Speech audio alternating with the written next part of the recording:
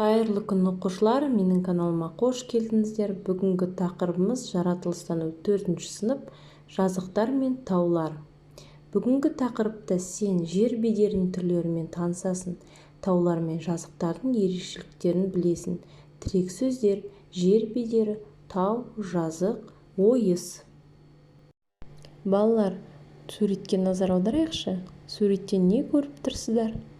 Әрине, біздің табиғатымыз. Жер бедеріміз. Жер бедеріміз, балалар, қалай орналасқан біздің? Неден тұрады? Дұрыс айтасыздар, балалар. Жазық дала мен таулардан, төбелерден, ойыстардан, ойпаттардан тұрады. Балалар, жер бедерін мына сызбаға қарау арқылы өлшемдеріне қарай жазық түрлері, тау түрлері деп екіге бөлеміз.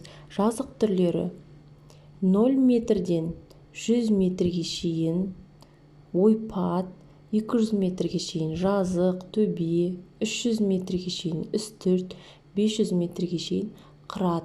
Одан кейін, балалар, биіктер ол тау түрлеріне жатады.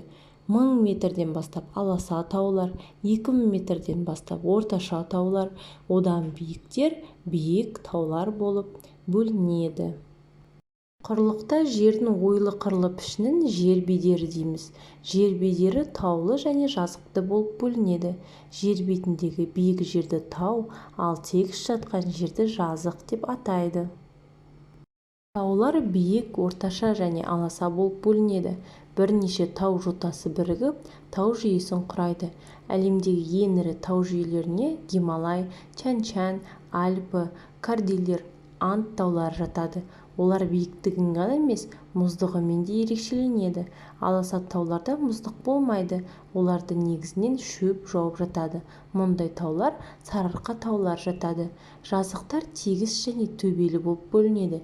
Елімізде Батыс Сібір жазығы, Тұран ойпаты, Каспий маңы ойпаты деген үлкен жазықтар бар. Олар шаруашылыққа өте қолайлы. Жазық жерлерде елді мекендер орналасады, егін егіледі. Жазықтың теңіз деңгейінен төмен жатқан жері ойыс деп аталады. Еліміздегі ең терең ойыс Қарақия ойысы. Есте сақтаңыздар, балалар, жер бедері таулы және жазықты болады. Таудың ең биік нүктесі шың, құрлықтың ең төмен нүктесі ойыс деп аталады.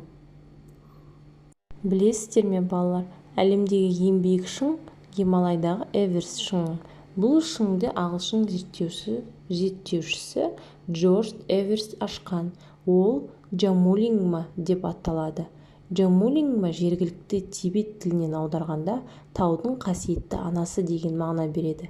Ал ең төмен жатқан нүкте Арабиядағы Өлі теңіз. Ол теңіз деңгейінен 402 метр төмен жатыр. Жақсы, балалар, бүгінгі сабағымыз аяқталды. Назарларыңызға рахмет, сау болыңыздар. Менің каналыма жазылуды ұмытпаңыздар.